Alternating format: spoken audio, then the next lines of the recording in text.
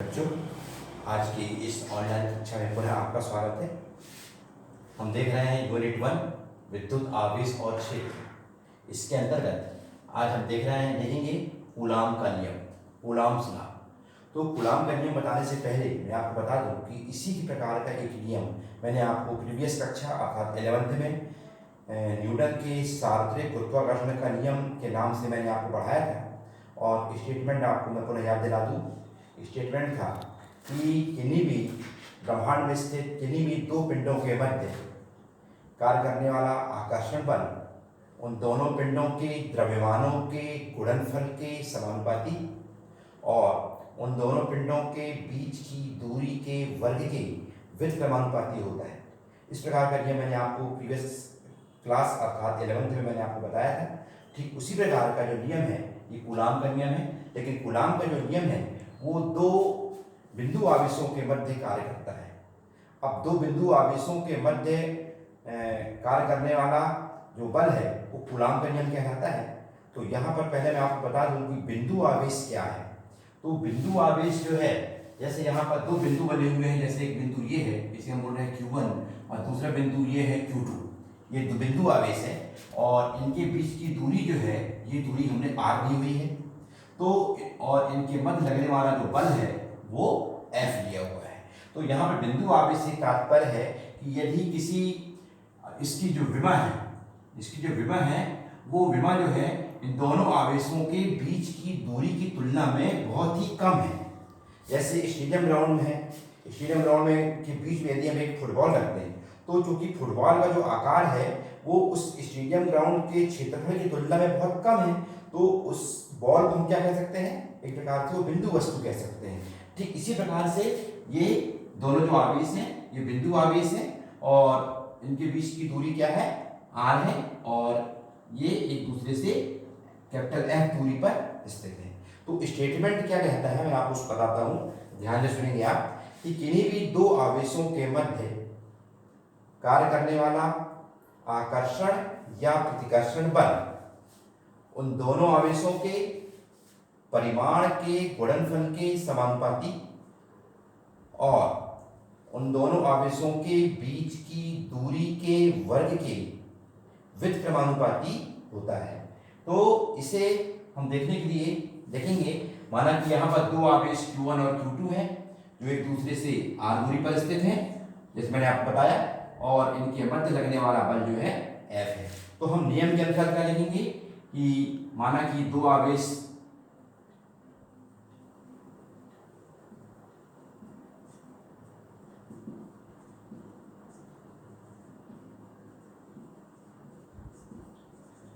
Q1 व Q2 एक दूसरे से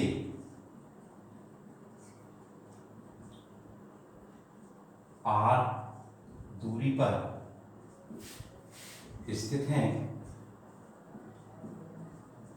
व उनके मध्य लगने वाला बल, आकर्षण व प्रतिकर्षण बल को हम केवल बल भी कह सकते हैं। तो केवल लगने वाला बल F है। तो नियमानुसार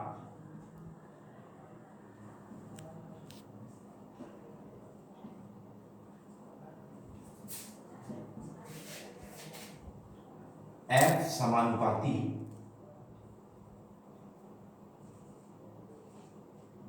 Q1 गुणे Q2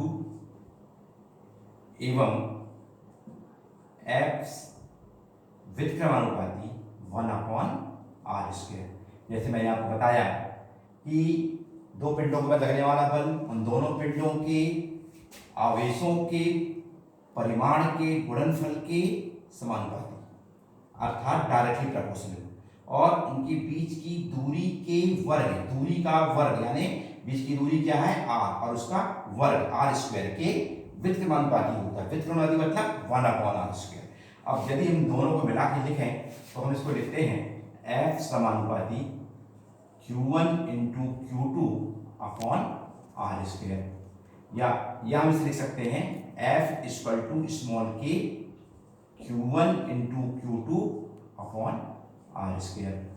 तो यहाँ पर हम देखते हैं कि के एक अनुक्रमानुपाती नेतांक या समानुपाती नेतांक है और इसका मान जो है मापन की विभिन्न पद्धतियों पर निर्भर करता है।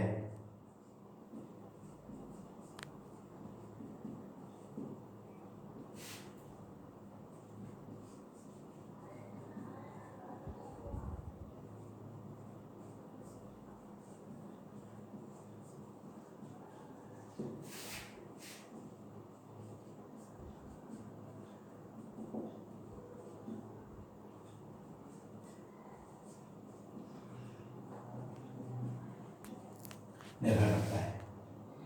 अब जैसे एसआई पद्धति की बात करें, एसआई पद्धति में अब जैसे विभिन्न पद्धतियां जैसे हम देखते हैं,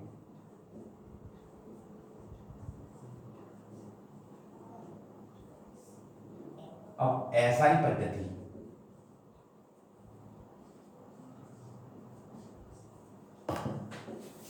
पद्धति में वायु या निर्वात के लिए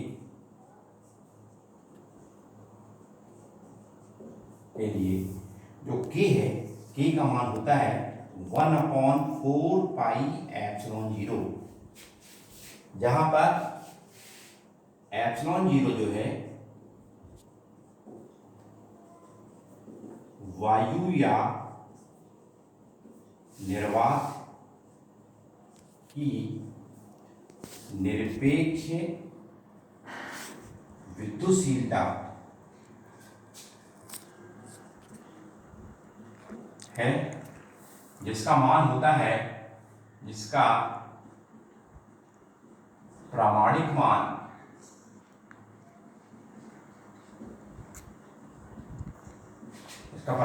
जो है वो होता है 8.85 इंटू 10⁻⁻12। कितना होता है? 8.85 इंटू 10⁻⁻12 यूनिट लिख सकते हैं कूलाम स्क्वायर प्रति न्यूटन इंटू मीटर स्क्वायर। सी मतलब कूलाम स्क्वायर प्रति न्यूटन इंटू मीटर स्क्वायर। कैसे आया मैं पहले आपको बता दूंगा आगे। तो ये वैल्यू हम यहाँ पुट अप करेंगे इक्वेशन 1 में।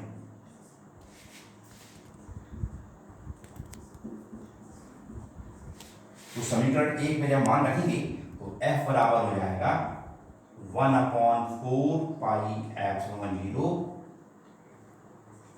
Q1 into Q2 upon r square newton. ये एसआई पद्धति में वायु या निर्वात के लिए हम इसे इस प्रकार लिख सकते हैं। आगे हम देखेंगे नेक्स्ट वीडियो में, आपको उसका मैं आगे बताऊंगा।